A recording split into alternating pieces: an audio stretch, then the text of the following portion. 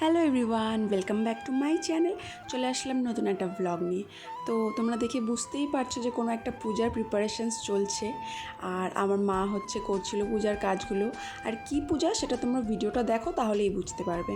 তো মা যেহেতু পূজার কাজগুলো করে দিচ্ছিলো, সেজন্য আমি ভাবলাম ততক্ষণে চটপট রেডি হয়ে নিই, কারণ মা জিনিসগুলো রেডি করে দিয়েই চলে যাবে। আর তারপর যখন ঠাকুরমশাই আসবে তখন ওনার সামনেও তো থাকতে হবে। তো সেই জন্য ভাবছিলাম আমি রেডি হয়ে নেই।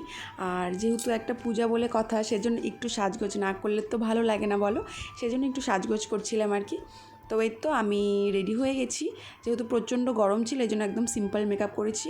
আর এর মধ্যে ঠাকুরমশাইও চলে এসেছে, সেজন্য আমি পূজার জিনিসগুলো সব নিয়ে যাচ্ছিলাম, মানে যেখানটায় পূজাটা হবে আর কি। সব কিছু এক এক করে আমি ঘরটাতে এনে রাখছিলাম।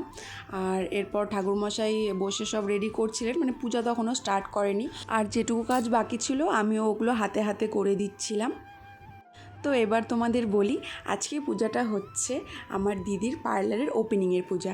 তোমাদের তো আমি আগেই বলেছিলাম যে আমরা পার্লারের কাজ করি। এতদিন আমরা ঘরে কাজ করতাম, আর ফাইনালি আমরা একটা স্টুডিও ওপেন করতে পেরেছি বাই গড গ্রেস। সো ওটারই আজকে পূজা ছিল। আর এদিকে আমার জামাইবাবু বাইরের মালাগুলো সেট করছিল। তো এরপর ঠাকুরমশাই বললেন যে দেরি হয়ে যাচ্ছে, পুজো স্টার্ট করবে, এই জন্য আমি আর দিদিও এসে বসে পড়লাম। আর এদিকে পার্লারের কিছু কাজ বাকি ছিল, তো সেগুলোও সাথে সাথেই হচ্ছিল।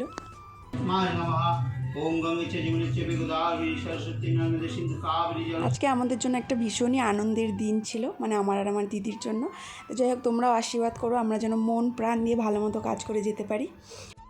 আর তারপর পুজো শেষ হয়ে যাওয়ার পর আমার দিদি প্রসাদ বিতরণ করে দিচ্ছিল, মানে আশেপাশের পাড়া প্রতিবেশী যারা আছে তাদেরকে।